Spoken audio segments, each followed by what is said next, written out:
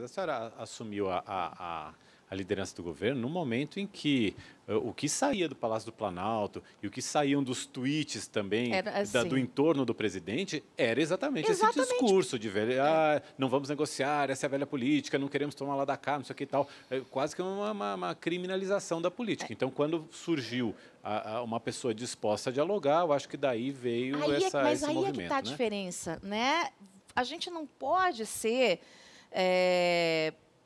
ideológico em alguns pontos. Né? O que eu tenho dito pelo Brasil? Eu viajei o Brasil inteiro na caravana da Previdência. Né? Eu visitei 21 estados, fora São Paulo e o DF. E em todos, isso para tentar mobilizar não só os deputados, mas a população. Tinha deputado querendo votar e com medo. Eles diziam para mim, Joyce, se eu estiver no aeroporto, vai ter gente com cartaz lá me xingando. E eu queria convencer a população a convencer o deputado. E deu certo. Né? O que eu dizia para eles? Né? E a resposta à sua pergunta. Não se mistura economia com ideologia. A ideologia é para o campo do comportamento, dos costumes. Né? E eu brinco com o pessoal do PT, do PCdoB, eu falo, gente, nós vamos ter um tempo danado para ir para pancadaria. Pancadaria, leia-se, verbal. Né? Então, não vamos misturar a questão de previdência, geração de emprego, geração de renda. Não dá para fazer isso, porque isso é um crime com o país. Você não pode, por conta de uma questão ideológica, você tirar emprego das pessoas. Você secar investimentos. Então, é essa consciência que ambos os lados têm que ter. Não estou dizendo que é só o lado de lá, nem só o lado de cá. E que a gente foi conversando, e com a minha entrada na liderança do governo, eu abri esse espaço do diálogo. Ô, Joyce, falando sobre isso e sobre o Brasil, o Luciano pergunta se você conhece o Brasil, porque você foi eleita por São Paulo, mas as decisões que você toma e que você influencia afetam todos os brasileiros. Ele quer saber o que você conhece da realidade do interior dos estados da região amazônica, por exemplo, ou do interior do Nordeste, porque ele acha que não dá para Brasília tomar decisões somente com a visão que o centro-sul do país tem a respeito das outras áreas. É Tiago? É o Luciano. Luciano, você se lascou com essa pergunta. Tá? Então, já vou lhe dizer que eu morei no Acre, eu morei no Mato Grosso, eu morei no interior do Paraná, eu morei na capital, eu agora estou morando em Brasília, eu morei em São Paulo, né? Morei em Roraima. Então, eu conheço um pouquinho do Brasil, né? E viajo muito. Como jornalista, viajava, obviamente, para palestrar, mas sempre querendo conhecer a realidade. Quando eu fui eleita, logo depois de eleita, bem quietinha, sem contar nada para ninguém, eu fiz uma incursão. Eu entrei no sertão do Nordeste. Eu fui naquelas regiões onde ninguém quer ir, onde parece que Deus e o homem esqueceram, para ver como, de fato, era a vida daquelas pessoas. Eu conheci gente, Mariana, crianças, que durante 8 anos nunca tomaram um banho. 8 anos, porque não chove, é um bolsão onde não chove, não cai água, não tem rio, não tem lagoa, e do poço artesiano você tira um tantinho de água barrenta que ou você bebe ou você toma banho. Quando nós apresentamos pasta de dente, escova de dente, as crianças tinham medo, elas não sabiam o que eram.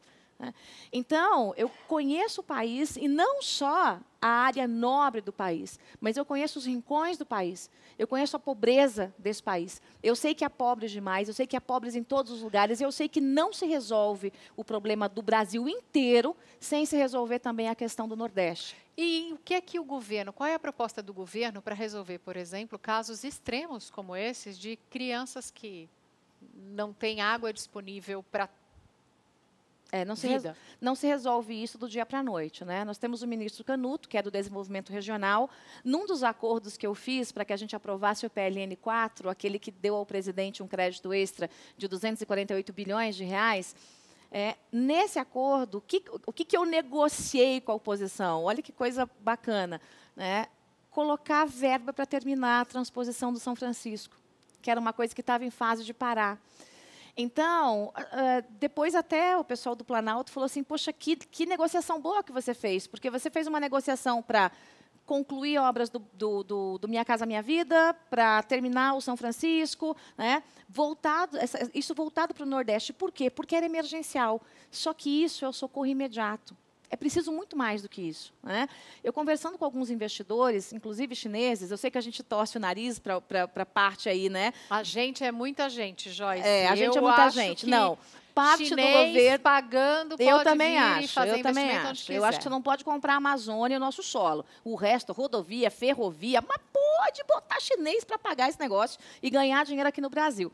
Né? Mas parte do governo tem muito cuidado com essa questão das negociações com a China. Né? E está certo, porque a gente não pode vender a nossa soberania, mas a gente pode trazer desenvolvimento para o povo. Conversando com um grupo chinês, logo depois que eu estive no sertão, eu fiquei muito impactada com aquilo. E eu estava fazendo alguns contatos para saber como é que a gente conseguiria colocar poço artesiano ali, para aquelas famílias. Claro. Né? Só que ninguém vai colocar poço artesiano de graça. Eles querem ganhar. Então, qual foi a solução que nós encontramos? Fazer fazendas fotovoltaicas. O que mais tem lá é sol. É sol. Fazer fazenda fotovoltaica, gerar energia com o sol e para cada fazenda, durante X quilômetros, você fura um poço artesiano e faz a distribuição. Esse grupo chegou a topar a proposta, a gente começou as conversas, é tudo muito burocrático. Também houve um grupo que queria fazer uma fazenda de frutas. Aonde parou o nosso projeto de fruticultura irrigada? Eu consegui os investidores, consegui o maior especialista na área, que já foi do governo do Fernando Henrique Cardoso, estava aposentado. Ele desenvolveu na Embrapa essa coisa da fruticultura irrigada, conseguiu os investidores, parou numa estrada. Não escolheram a região, faltava um pedacinho de uma estrada. Então, a nossa logística é uma desgraça. Claro que nossa logística é uma desgraça. O país prioriza rodovia quando tem uma dimensão que deveria ter ferrovia para todo lado. Não, e prioriza até a página 2, porque nesse caso, por exemplo, eles escolheram um pedacinho da Bahia, e escolher Bahia ou Piauí, acabaram escolhendo a Bahia. E nesse pedaço específico, entre a área e o deslocamento das frutas, você tem que tirar a fruta do pé, você tem que botar numa caixa, tem que levar até um avião para essa fruta chegar nos Estados Unidos e na Europa, porque são frutas que são vendidas, né, com preço elevado, para o mercado internacional.